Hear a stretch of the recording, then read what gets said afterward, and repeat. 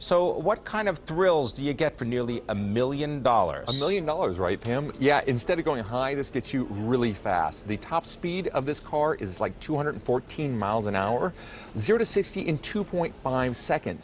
The wild thing, it's a hybrid. You can drive it completely silently using no gas at all, or you can like go blindingly fast. To get to drive this car, it's not really released yet. I got to drive it in December, and it was the highlight of last year for me, easily.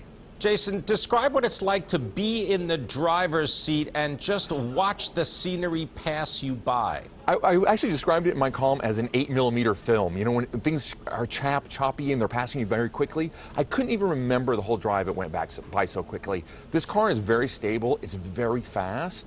But then I drove it around town. I took the top off. It can be a convertible, and drove it silently, and people stared at me like, what is that thing going by? It's a silent car. So it's a very Jekyll and Hyde car, and it's a new piece of technology that is pretty fabulous. What are we talking about? Over 800 horsepower?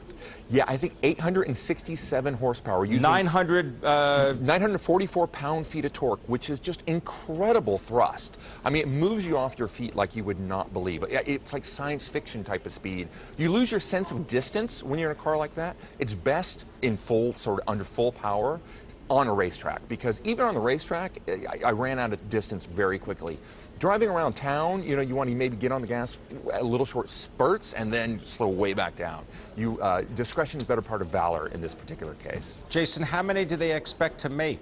They are making just exactly 918 of them, which is, you know, rather clever. But see, this is a very unusual. Basically, Porsche wanted to show how far that technology had come. Their last supercar was a Carrera GT, which was about 10 years ago, and this car is completely different. Again, it's got two mechanical, it's got one V8, a normal engine, and then it's got two electric motors that also power the front and rear wheels, which allow it to either use that in all E mode or a hybrid of both, or sort of the full Monty, which is using all the battery power, all the normal gasoline power to get that full 867 horsepower. Hey, Jason, you also talk in the column about how the car charges while you're driving it or while you park it, I guess, in your garage. This is so cool. This is different than the Tesla. It's different than even something like the Chevy Volt.